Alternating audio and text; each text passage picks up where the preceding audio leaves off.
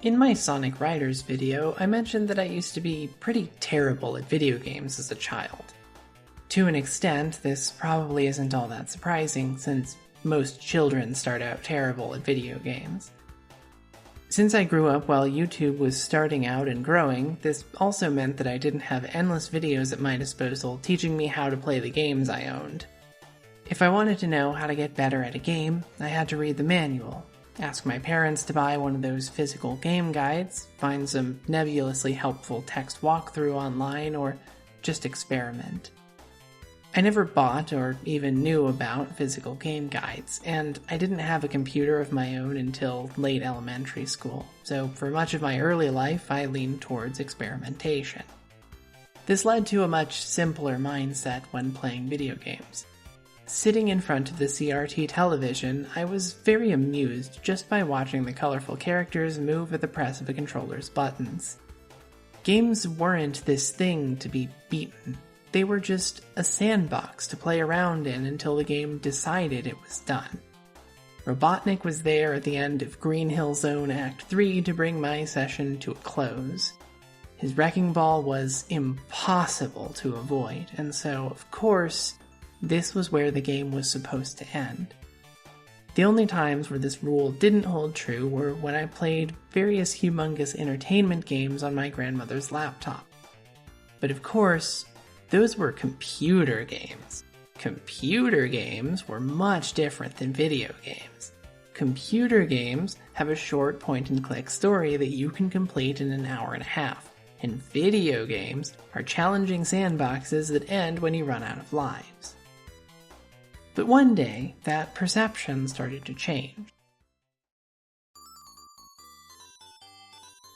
I don't know when, but one Christmas I received a Nintendo GameCube. For a while, the GameCube reinforced the beliefs I always held.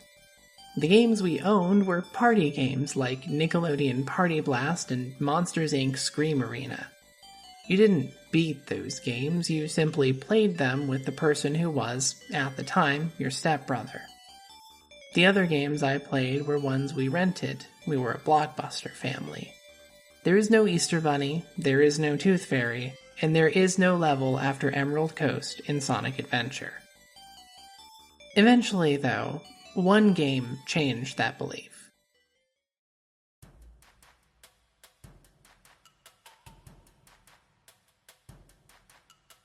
I don't know why, but one of the few games my family owned at the time was Pac-Man World 2.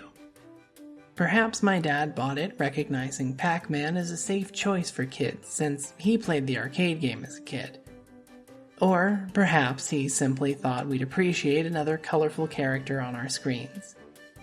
In any case, it was Pac-Man, not my most favoritist character Sonic, who opened my eyes to what lies beyond the first level.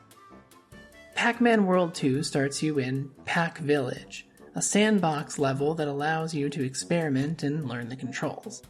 It also serves as a hub for unlockable games and artwork.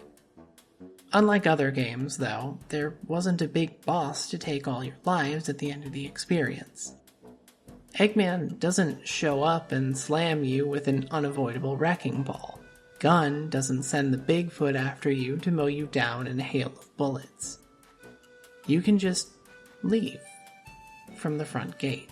When you leave Pac-Village, the game sends you to a world map, and then the next level unlocks. This is where my world completely changed. A switch flicked in my brain, and suddenly I realized the truth. Levels have an end, and there's always a next level. The boss isn't there to tell me the game is over. They're just another challenge keeping me from the next level. I played through the levels, moving through the meadows, to the treetops, and up the snowy mountains. All the while, the challenge slowly ramped up. Things were getting harder, but they weren't more than I could manage. But then, my real test began. Into the Volcano introduced a challenge that was more than my tiny child brain could comprehend: crumbling pillars. How was I supposed to get across these? They started moving and shaking, and I started panicking. If I jumped immediately, sometimes I wasn't able to reach them, or sometimes I would just barely grab the ledge of the next pillar, but then I'd be helplessly trapped attempting to get up from the ledge over and over as the pillar toppled forward. Over and over, I kept dying, but this wasn't how the game was supposed to end. Pac-Man always gets to the end of the stage eventually, and then he goes to the next level. There's always a next level. I know there's a next level. Eventually, maybe through blind luck or possibly through learning the game without knowing I had done so, I made it to the end, and there was, obviously, a next level. What did Volcanic Panic have to greet me with for my troubles? Magma, narrow platforms, and more of those fucking pillars. The volcano levels were my biggest hurdle in this game, but I would not give up. The game had already shattered my illusions, and it was too late for me to pretend that the challenge was made to be impossible.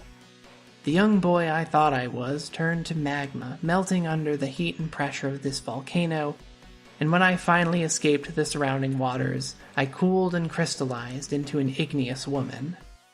I was finally good at video games. I would go on to beat Pac-Man World 2, defeating Spooky at the end and seeing the credits roll.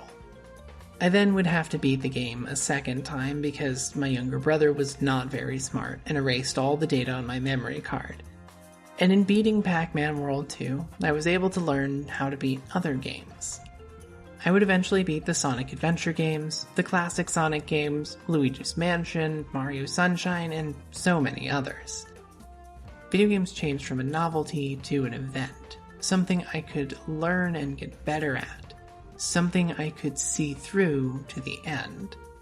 Now, obviously, Pac-Man World 2 isn't uniquely the only game that could have taught me this.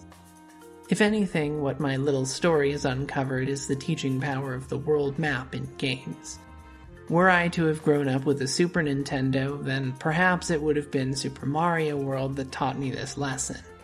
But I'm glad it was Pac-Man World 2 that taught me. Pac-Man is basically my video game dad.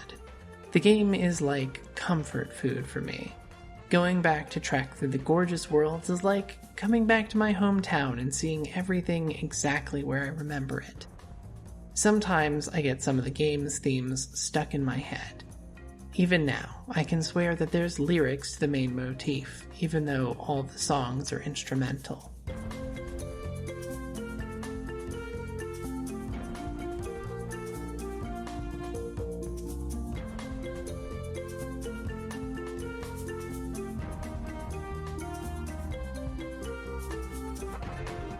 That's all for this video. Thank you so much for watching, and I hope you'll watch again in the next one.